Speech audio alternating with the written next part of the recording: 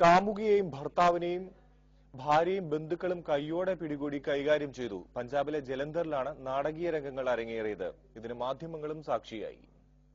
Automobile company ഉദ്യോഗസ്ഥനായിരുന്ന Vishal ശർമ്മയും കൂടെ ജോലി ചെയ്തിരുന്ന ആരതിയുമായുള്ള അടുപ്പമാണ് ഈ രംഗങ്ങൾക്ക് വഴിവെച്ചത്.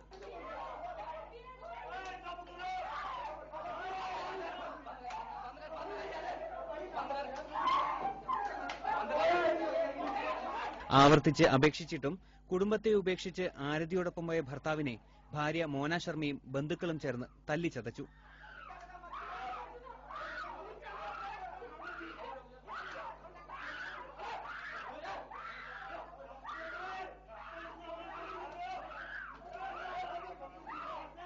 നിരപരാധികളാണെന്ന് ഇരുവരും കേണപേക്ഷിച്ചിട്ടും അടിയും ചീത്തവിളിയും തുടർന്നു.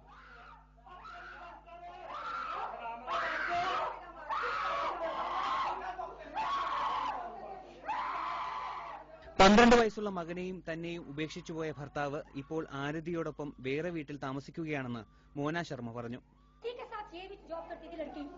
और उसके बाद ये इसको लेके मेरे घर आया कि उसके घर में प्रॉब्लम है, उसके माँ बाप दिल्ली उसकी मैरिज कर रहे हैं, वो पढ़ना चाहती है और शादी नहीं करना चाहती। मेरे घर ले आए, मैं बहुत रोई, लेकिन इन लोगों ने मुझे मारा और उसे घर में घुसा लिया। मेरा एक 12 साल का बेटा है, 12 साल का बेटा जो कि आज भी अपने प्यो के लिए रो रहा है घर में बैठ के. എന്നാൽ വിശാലും മോനയുമായുള്ള കുടുംബവഴക്കാണ് പ്രശ്നങ്ങൾക്കെല്ലാം കാരണമെന്ന് ആരതി പറയുന്നു.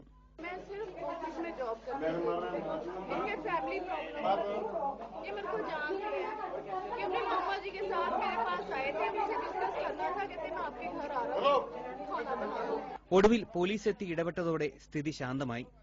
വിശാലിനെയും ആരതിയെയും പോലീസ് വാനിൽ തന്നെ കൂട്ടിക്കൊണ്ടുപോയി. News desk, Manorama news.